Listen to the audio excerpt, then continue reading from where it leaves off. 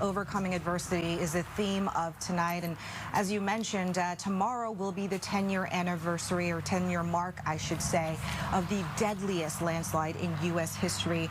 On that day, we had 43 people who lost their lives. We had people from all backgrounds. Most of the people who lost their lives are from the town of Oso, but we had several others who just happened to be in this town that day.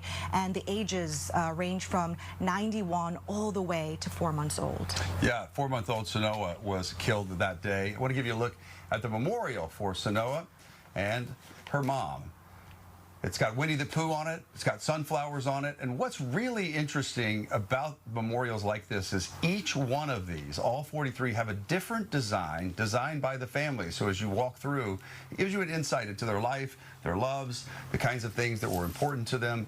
And you really get to hear the story of what mattered to them and what their loved ones wanted to share with the public. They're hoping that everybody comes through and spends some time to help remember them. This place is a solemn place, but they also want it to be a place of remembrance and really a place for people to learn the history of what happened here. Now, I talked with that little baby's grand aunt. She was here today, and she talked to me about why they designed this memorial the way they did. Julie, as we stand here, your loved one's memorial is right behind you, and the slide scar is right there, and it does really sort of take your breath away when you look at it and you see what happened there. What do you hope visitors to this memorial take away from this?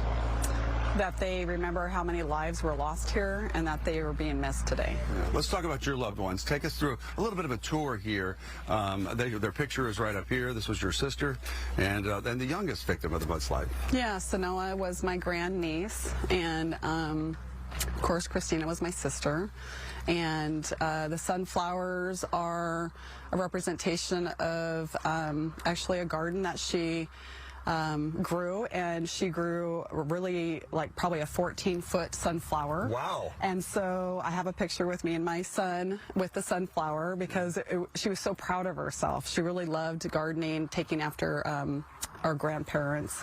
And this is Piglet and Pooh, and the saying is, if there ever comes a day when we can't be together, keep me in your hearts, I'll stay there forever. And I really feel like that is an indication of no matter where she's at, she'll be in our hearts, and whether you're family or friends. Yeah. What's the significance of Piglet and Pooh? I think it's mostly just a friendship. Yeah. You know, a loving friendship, and you know, having a best friend and a sister as family, and then of course, you know, her husband Seth and her daughter, and we really would have loved to see Sanoa grow up. Yeah. This is heartbreaking to see, but at the same time, I sense that there's a lot of sense of accomplishment among all of you that worked so hard. Was there ever a concern that you might not get to this point today? Usually there is when you're working on a major project. Sometimes the deadlines are pushed out, and I really felt like they did a great job accomplishing this for the 10-year for the families. It means a lot to us to have that all put together. It's actually all the finishing touches are done. I was here on Monday, and they were doing some finishing touches, and it's beautiful. Yeah, it really is. It's award-winning. Yeah, well, they should never be forgotten, and this is a great way to do that. So thank you for talking to us. Yeah, you're welcome. Thank you.